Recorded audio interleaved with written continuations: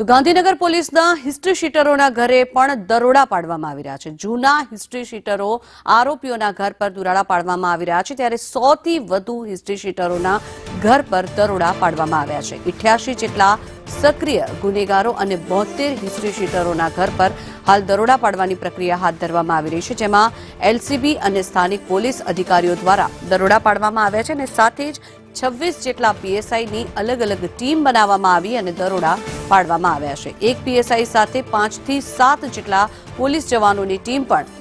સજ્જ કરવામાં આવી છે। મહત્વનું છે કે આ હિસ્ટ્રી શીટરોના ઘર પર જે દરોડા પાડવામાં આવી રહ્યા છે, 24 જેટલી અલગ અલગ ટીમો બનાવીને આરોપીઓના ઘર પર દરોડા પાડવામાં આવી રહ્યા છે। વધુ માહિતી મેળવીએ, સંવાદદાતા હિરેન જોડાયા છે આપણી સાથે। હિરેન, જણાવશો, જે રીતે ગાંધીનગરમાં હિસ્ટ્રી શીટર જે લોકો છે તે લોકોના ઘરે અત્યારે દરોડા પાડવામાં આવી રહ્યા છે, શું કામગીરી હાથ ધરાઈ રહી છે?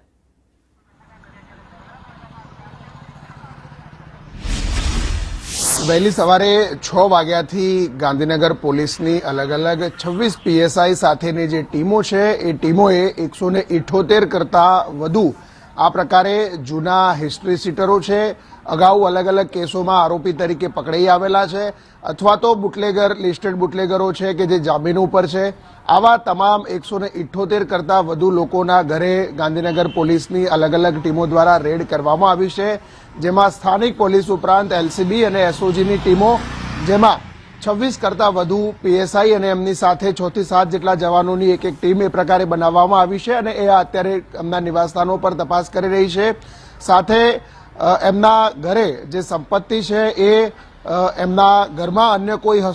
હથિયારો છે કે કેમ તેની તપાસ કરવામાં આવી રહી છે, કારણ કે ઘણી વખત આ પ્રકારના જૂના હિસ્ટ્રી શીટરો, ગુનેગારો અને બુટલેગરો છે એ જ નવા ગુનાઓને પણ અંજામ આપતા હોય છે। એ પ્રકારની ઘટનાઓ ધ્યાને આવ્યા પછી ડીજીપી કચેરી દ્વારા સૂચના આપવામાં આવી હતી અને એના ભાગરૂપે ગાંધીનગર પોલીસે આજે સવારથી જ લગભગ 300 કરતા વધુ જગ્યાઓ પર આ 178 લોકો જે છે કે જેના જૂના રેકોર્ડ છે, હિસ્ટ્રી શીટર છે, ગુનાહિત પ્રવૃત્તિઓ સાથે જોડાયેલા છે, 70 કરતા વધુ લોકો એવા છે કે જે રીઢા ગુનેગારો છે,